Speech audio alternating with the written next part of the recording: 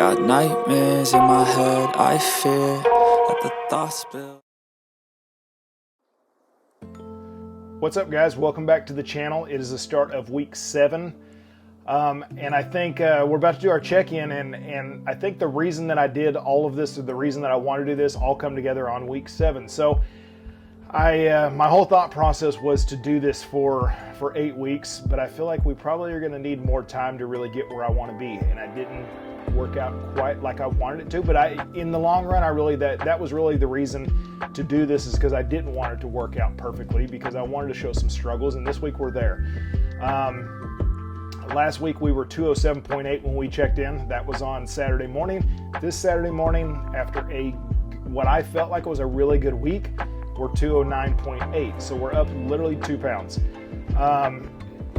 And what I did was, we sometimes do a cheat meal on Saturday night. So what I wanted to do is, I woke up Saturday morning, I was like, okay, I'm going to stay on plan today and see if I can get one more day of dieting and see if I can get that scale to come down. Woke up this morning, I was 208.2, so I'm still about a half pound up, but the scale did come down a ton. And all week, the scale never really came down. It was hovering around 210, and usually by that, like, it's taken me like Friday or Saturday to really see that push. So it ends up doing like some of this, like I have my cheat meal and it's kind of up, and then by, I guess it would be Monday morning, I'm kind of high, and then it's taken me all week to get back down, and then we're having another rise from a cheat meal. And I'm going to show a graph that we made today, and it's only from, I think, like 6 weeks or something from the beginning is what it ended up being. But we were in the 215s to start.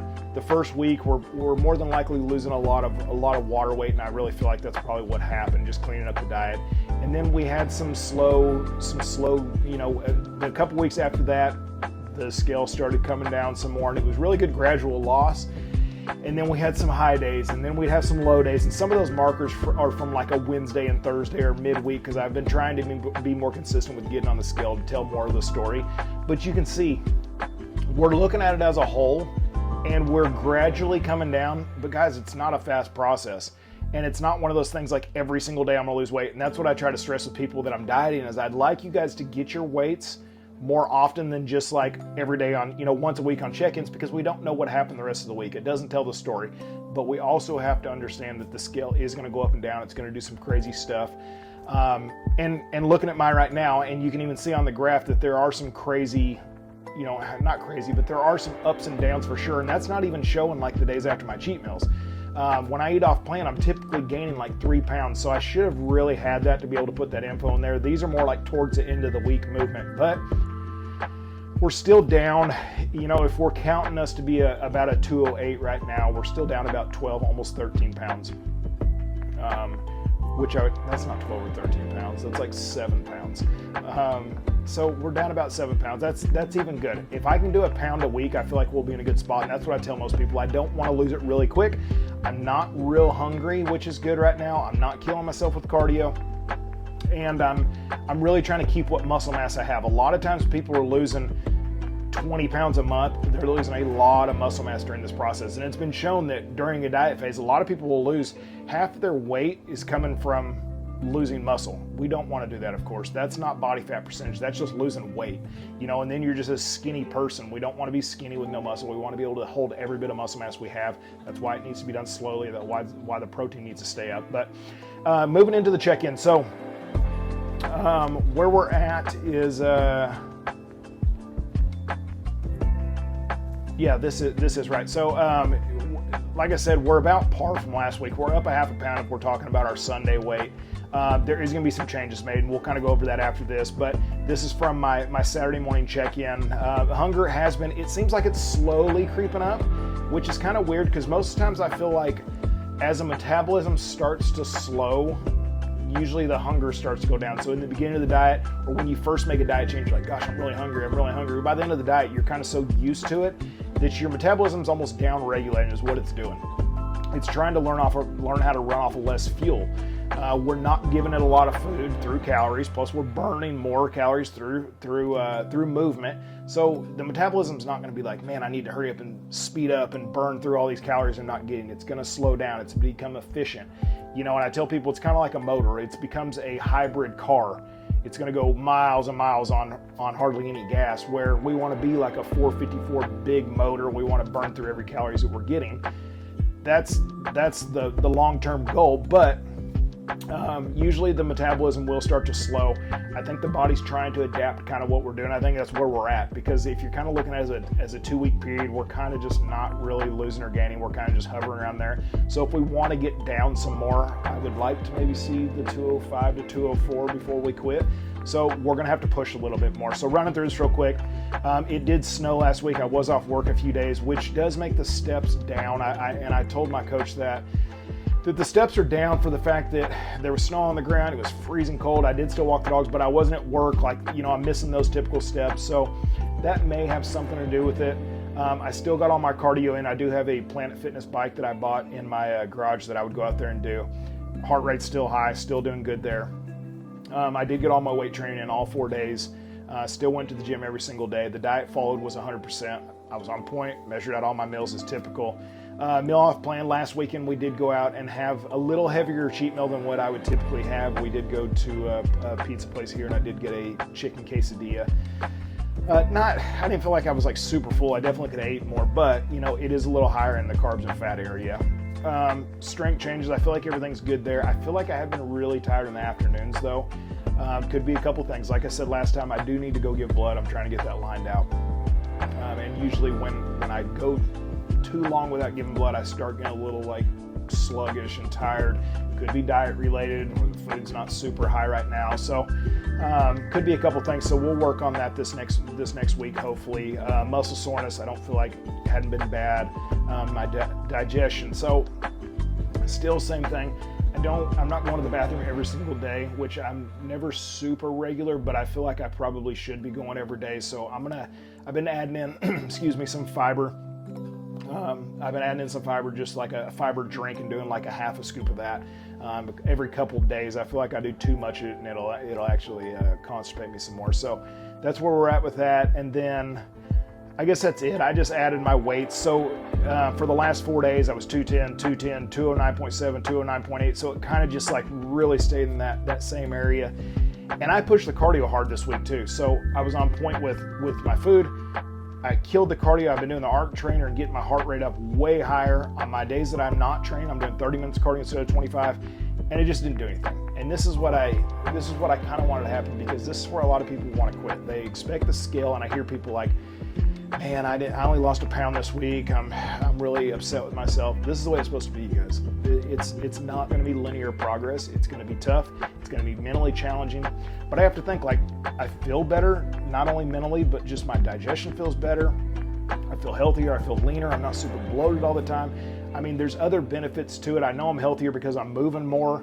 And we've got to look at the big picture. We can't look at like, 3 days ago I was this, and this week I'm this, and I'm pissed because the scale's not down. It's not going to go down. And the longer we diet, the slower that metabolism gets, and the harder it's going to be to get it off. So, that's why they tell you not to diet super, super often, because it gets you in these phases where you get into these, like, you lose weight, and then you gain weight, and then you lose weight, and you gain weight. A lot of yo-yo dieters, and every single time you do that, it's harder and harder to get it off. So I really want to get to a good goal weight for myself, and I don't really know what that is. I think 200 to 205 would be 200. I'm really lean, I feel like, but I think 205 would be a good spot for me to hang out at and start building those calories up. So what the goal would be is to get us to where we want to be with body fat, and then we slowly, weekly, incrementally start raising those carbs, raising those fats, and we start pulling the cardio back. I mean, the cardio needs to be there essentially all the time for heart health, but maybe some of the intensity. So, we can get our metabolism in a good spot. We can get ourselves eating a lot of food, staying lean, we're still lifting weights, and that's the long-term solution. It's not to have six-pack abs forever. It's just not reasonable for most of us. I know there's guys that walk around and girls that walk around, all the time with ripped abs, but for most of the world, that's not a healthy place to be in. So what changes were made? So after talking, like Chris said, he says we really need to probably change something.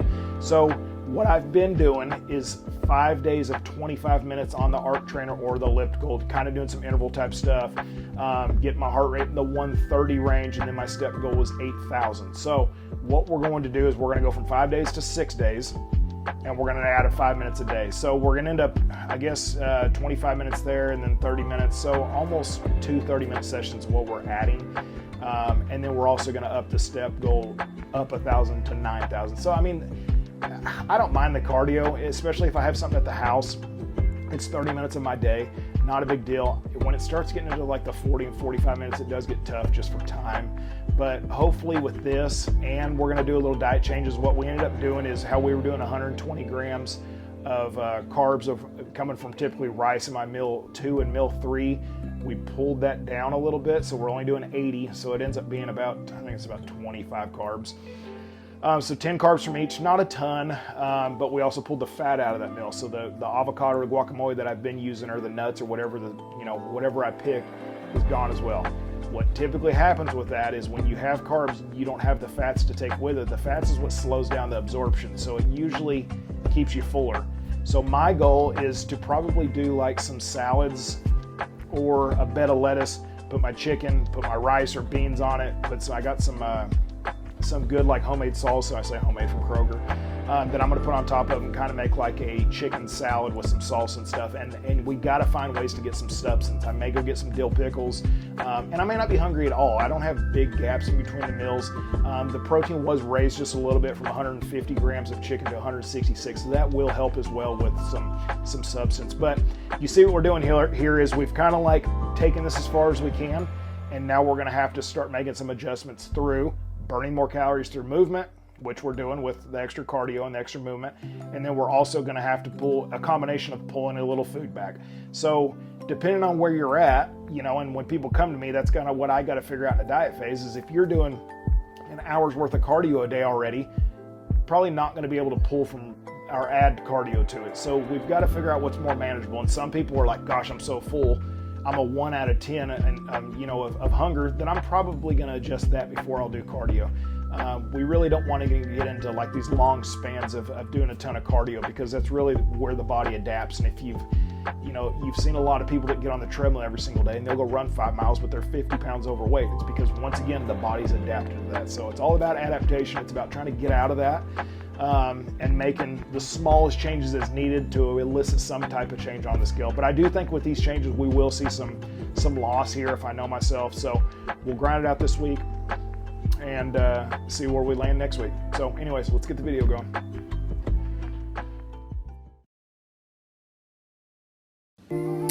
What's up, guys? Saturday morning, gonna prep some burgers, do some red meat. And then I'm also going to make a Ninja Creami, which is just kind of like a healthier ice cream option. Let me show you the machine so you know what I'm talking about. So this is the machine here. It's a Ninja brand. Abby had to have one a year ago, and she's used it one time. And I've used it about 20 times. So I'm going to show you guys how to make one of those. A really cool machine. So it's something I've tried to like incorporate on my like Saturday or Sunday cheat meals. It's a good dessert. It's not like super healthy, but I can add some protein to it. You can make them a little healthier, of course, and probably hit your macros a little more. But this is kind of my cheat meal dessert, so it's better than going to Dairy Queen and getting the Blizzard. Does it taste as good? Of course not, but it is a really cool machine. They're about $200. They become real big on social media.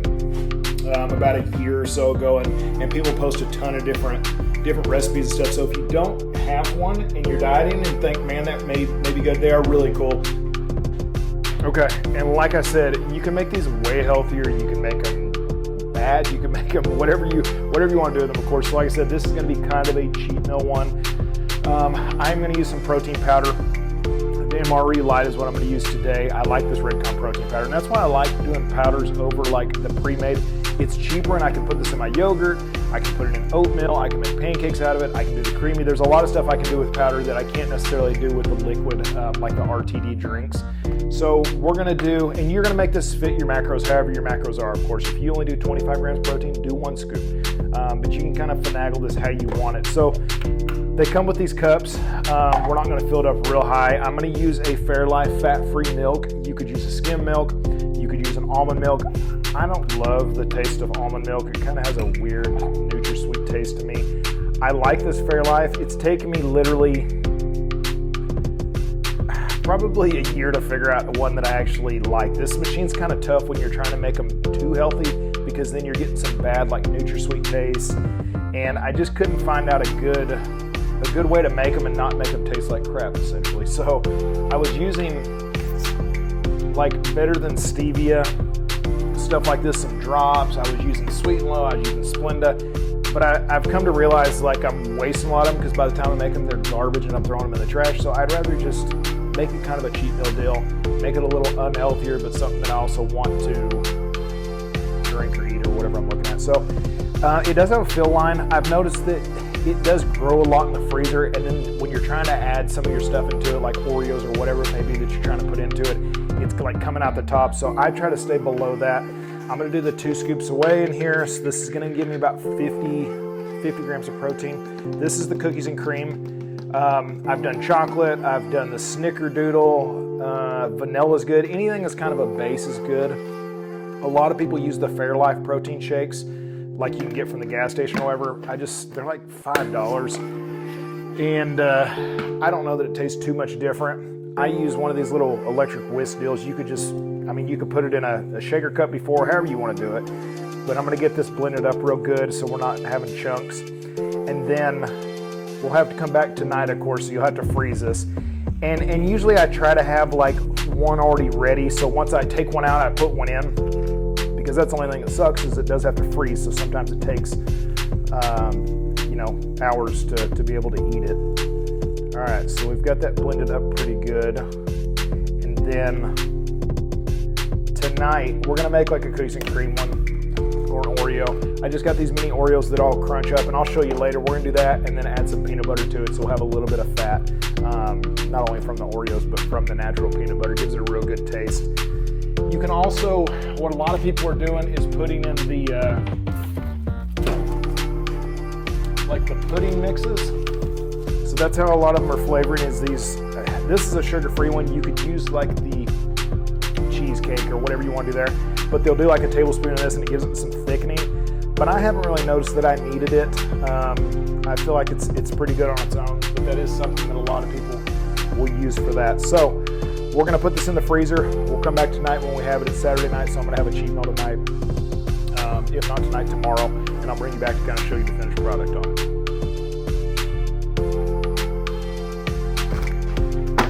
So I've got my creamy out of the freezer. In all transparency, it's been like a week since I put it in. I've done this a couple times, meaning to like get it out of the freezer and then video, but something's going on or there's chaos. So this is actually chocolate peanut butter because I ran out of the cookies and cream, but it's given me a couple opportunities to kind of refine it a little bit and I feel like make it better. So we've got it frozen. Like once again, this is just the Redcon chocolate peanut butter protein powder with the fat-free milk. I filled it up about halfway. It is solid frozen. Typically they tell you to set it out for about 20 or 30 minutes, but I don't know what difference that makes. But what we're gonna do today, this is Sunday, so this is a day that I have a cheat meal. I don't do cardio today. This is kind of my only relaxing day. I haven't had anything. It's 4:30. Haven't had anything as in a cheat meal yet. So I'm gonna use this for one of my meals. It is gonna hit my macros plus a little extra just because I wanna spice it up a little bit in the sense of, we'll probably add a little bit of honey to sweeten it. But I went to Walmart and got some just frozen bananas that are sliced. I like the fresh, it's just if I do these like once a week, the bananas are going bad. So this is something I can keep in the freezer. I'm gonna do this.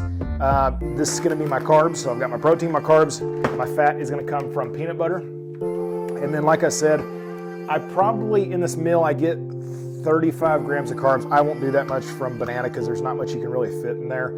So I'm gonna sweeten a little bit with just some real whole raw organic honey. I won't do a ton, probably a teaspoon. But we'll see what this is like. So let's give it its first spin. And then we'll add a little bit of the fat-free milk to kind of get it in a good consistency. And then last, we'll add our stuff in. So let me get this spun up. It makes a ton of noise, so I'll be back in just a second.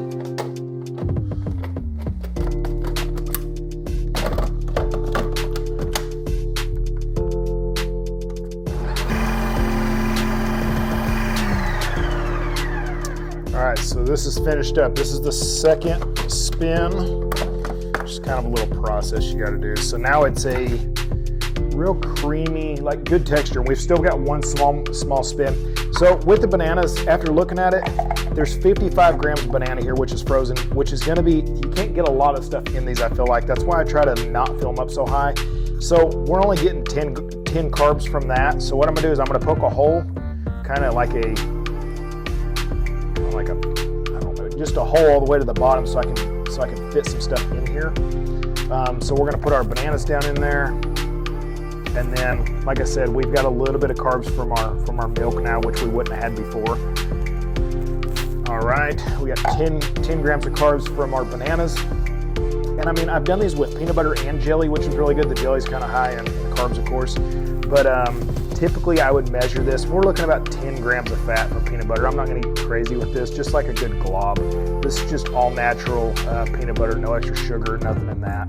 So that hides any of the NutraSweet taste that you typically get, I feel like, from some of these non-fat milks, and also with the protein powder. And then I'm just gonna kind of drizzle some honey. I'm not getting crazy with that either. I bet there's 35 carbs in this, about 10 grams of fat. So really, really good macros, especially for a cheat meal ice cream. You know what I mean? This is way better than going to Dairy Queen. Does it taste the same? Of course not, but I do feel like this is a way better option than what all these other diet options are. You know what I mean? We can still enjoy some food. So I'm gonna do my mix in now. It's gonna spin it one more time, getting all the stuff chopped up, and then I'll show you the final result. All right, it is done. And while we're doing that, let me go ahead and, typically what I'll do is if I pull one out, because you know they've got to freeze, of course, so they take, you know, a half a day or overnight, I'll have another one ready. So sometimes I've been doing this pre-workout. They are a little heavy for pre-workout depending on what I'm doing. If I'm doing like arms or something, knowing I've got an extra hour or so before I go to the gym, they're okay. And I mean, it's just the fat-free milk. There's 6 carbs there, and then I'm putting in like some blueberries and some peanut butter for fat, and it's a lot of substance, which I like because these are pretty big. And if I'm having some cravings, it kind of cures that whole thing. So as you can see, if you do the ice cream, it is a little bit thicker. But this is like a, kind of like a Frosty, but it's got some good thickness to it. And that's a lot of ice cream. And I'll maybe even eat half of this and then freeze it. And, you know, tonight when I'm watching TV or something, have it. But I'm going to go ahead and get this one mixed up, put it in the freezer. And then when I'm ready to have another one, it'll be ready. So anyways, if you guys haven't had one of these, or, I mean, you can find them used. I think a lot of people get them and think it's a good idea and they don't use them, like Abby. But I think it's really, really good for dieting, because we've got to figure out ways to still be able to enjoy foods and just be able to maybe cut some corners on stuff, you know, so we're not having a 700 or 800 calorie, you know, Dairy Queen or something from Sonic or something of that nature. But this is really good, and I'll throw the macros up as well so you can kind of see. But you can make it. There's tons of things you can do with it. There's pumpkin. You can put graham crackers in there. There's, you know, you can put little candies in there if you want Reese's Cups, you want M&Ms. You know what I'm saying? And this is something for your kids as well to get some good protein in. So something to think about.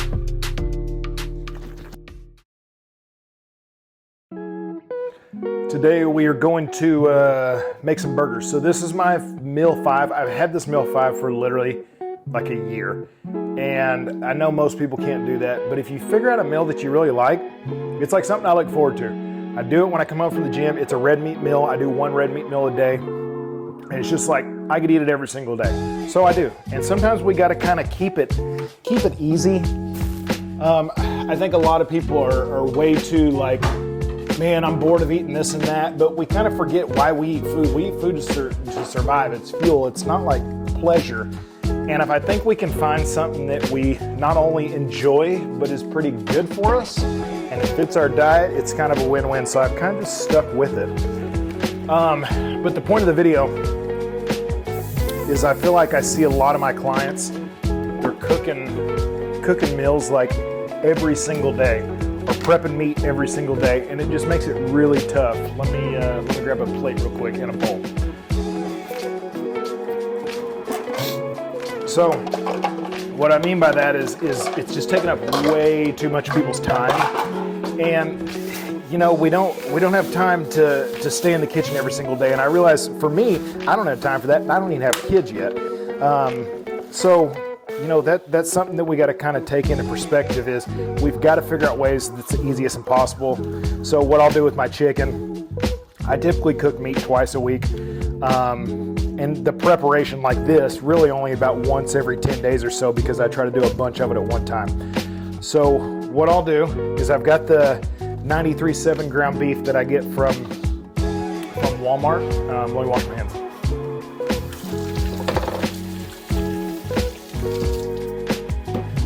Get that bloody meat off of them before I start touching everything. So 93.7 ground beef from Walmart. I'm going to make some patties out of these. They're about 4-ounce patties. But we're going to make this really simple, and then we're also going to store some. So what I typically season with, pink Himalayan sea salt, and I'm about the worst cook ever, so don't you guys probably have way better recipes than I do. But for what it's worth, this is what I like. A little onion powder. People don't want to make their food taste good. That blows my mind too. And then a little bit of garlic. If you don't like your meals, you're probably not going to last on a diet, or even if you're not dieting, just a plan in general. So you got to take a little time with your food and figure out stuff you like, and use your peppers and onions and all that good stuff, and really try to make the meals as normal as possible, because I've got clients that send me pictures of boiled chicken, and then they're eating brown rice and just green beans out of a can, and they're just thinking, how do you even last a day on that meal plan? It's so nasty. All right, we need a plate. So what I do is make hamburger patties. I'll use a low-carb bun, 2 low-carb buns, I should say, and I'll make those, have a salad. I'll put a little ketchup and mustard on there, but this has been a game changer for me. So what I was doing before was making the patties, and they're swelling up really bad. And it's probably from the additives and the water and everything they put in our meat, I'm sure. But it's made it made them really tall and hard to fit on a bun. So off Amazon, I bought one of these presses. I think it was $4. Great investment for me, because it makes them really flat. I'll just put them in these balls here, and by now I pretty much know what my 4 ounces looks like. And of course, after we cook them, there's going to be some weight loss on that. When it comes to protein, as long as I'm within an ounce or so, I feel like I've been pretty good. Some days you're going to be a little higher, some days you're going to be a little lower, but that's one of the patties. Really good. Let's get this fired up, put it in a big pan. I'll do 2 of these a day. So typically I'll try to do about 10 patties. That'll last me 5 days, and then I'm going to have some in the freezer, which I can pull out, thaw them, and then I don't have to do this process again. That's what I'm trying to say is, if you can have these things cooked in the fridge already, and it's dinner time, you're not having to come in here to cook all this crap. I get home from the gym about 10 o'clock at night usually. After I get done with my day at work, come home, do some diet stuff. I may take a 15-minute nap in the chair, and then I'll go to the gym. By the time I get done lifting and do my cardio, it's about 10 o'clock. And then I still have to, of course, shower and all that stuff. So I need to have my stuff ready, and I'm sure you guys are kind of like that too. If you got kids' soccer practice and you got, to clean the house and mow the grass and, like all of us do, you got to have this stuff ready to go. So this will literally take me, cook time, it being put up, everything, 20 minutes. And then I won't have to do this again for, a week or so. And the bigger packages of beef, of course, are cheaper too. It's a lot better, I think. And I've contacted a couple people this last week about trying to get some real beef, not that's been processed through Walmart. And I'm just seeing some stuff like meat coming from overseas, from Brazil and stuff. And then by the time it's packaged and sent here, or it's sent here and then packaged, you're weeks. And they're adding all these red dyes. They say the red blood that's coming out of when you're cooking these isn't even blood, it's additive. So it just it kind of grosses me out. I know that, I was another guy on the podcast show that I was watching was saying that there could be 50 different cows in one thing of ground beef, because they're just putting them in a big deal, and they're just cutting them all up together. So you don't even know kind of what you're getting. Some may be from a really good farm. The other could be just cows they were trying to get rid of, and I don't know. I just don't trust a lot of the food that's in the U.S. anymore. And you look at memes and you look at, there's some people talking about a lot of pro bodybuilders, that live in other countries. They show their, like, for instance, like their cream of wheat has like 2 ingredients in Canada, and you look at the one here and it's got like 10 to 15, and it just shows there's so many additives in our food. So I try to stay away from that, and I've been more conscious. Abby's, on me a lot about the stuff I eat. Going more natural when we can. It is more expensive, but we also think, man, this is our lives and these are your kids, and I do feel like it affects a lot of our mental state and a lot of ways we just feel every day. So, it's better when you can. So I'm going to go ahead and do the rest of these, and I'll bring you back in just a second, kind of show you what it looks like, show you kind of what the end result is. So let me cook this up, get the rest of these done, and I'll bring you back in just a second. All right, so I am just about done with this. I had to steal, so I had another package of hamburger that's been open for the dogs that we give to the dogs. They eat the 93.7 ground beef as well. And I had to steal some because I cannot have an odd number. It makes it super tough when you go like you're going to get some food and you only have like 1 burger left, or you only have 1 bun left. It wears me out. So I had to steal some. So we've got an even amount, which works out perfect. I just usually put them back in the tray, and then I'll put them in a Ziploc bag. You just kind of lay them out, put them in the freezer. This is kind of what it looks like though. 1, 2, 3, 4, that's 5 days worth of food. So when I get done with these, of course, I'll pull these out of the freezer the night before, put them in the fridge in the morning, and then we'll have another 5 days worth of food. There's 1, 2, 3, 4, there's four days here. So I've got 9 days worth of cooking done, or not cooking, but preparation done, I should say. I also wanted to show, so as these are cooking, this is the game changer right here, the Freddy's seasoning. It's called steak burger and fry seasoning. I've never even had Freddy's, but I went this has been probably a year ago, we went and had an ice cream cone or something, and I seen this and I tried. It's like $8, but man, it's really, really good, and there's no calories. So I figure if that many people like Freddy's, it's got to be pretty good. So I will throw that on top as I've got them in the pan. It's a really good seasoning, like I said. And then once I get done with these, I'll lay them out to kind of let them get the fat off of them. Worst part about the burgers is it makes the entire house stink, and anything you're wearing, you kind of smell like you work at Burger King.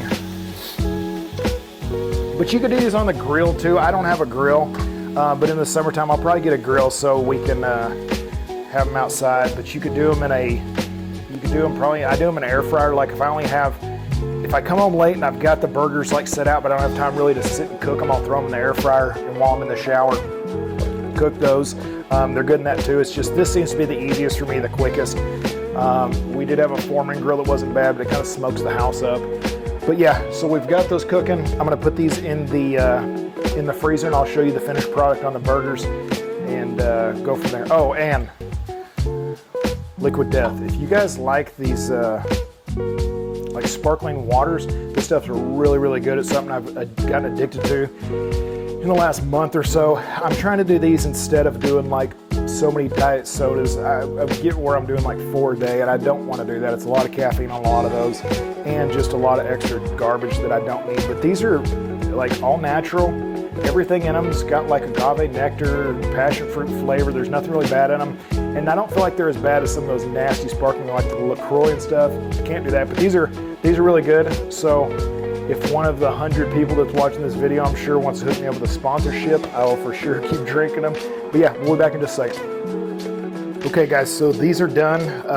I just took these off the stove. We've got 4 days worth of food here. I'll put these, I usually set them on a paper towel, kind of set them sideways, let some of that extra grease. They are lean, but they still do have some grease, so I'll kind of pat them down, throw in a baggie, have them in the fridge. So tonight, when we're ready to have dinner, go get it out of the fridge, warm it up, and it's there. I don't have to do any preparation. I don't have to do any cooking. I don't have to do any cleaning. It's all been done today. Today hasn't taken me 10 minutes, and we'll be ready for the week. So hopefully this helps some people.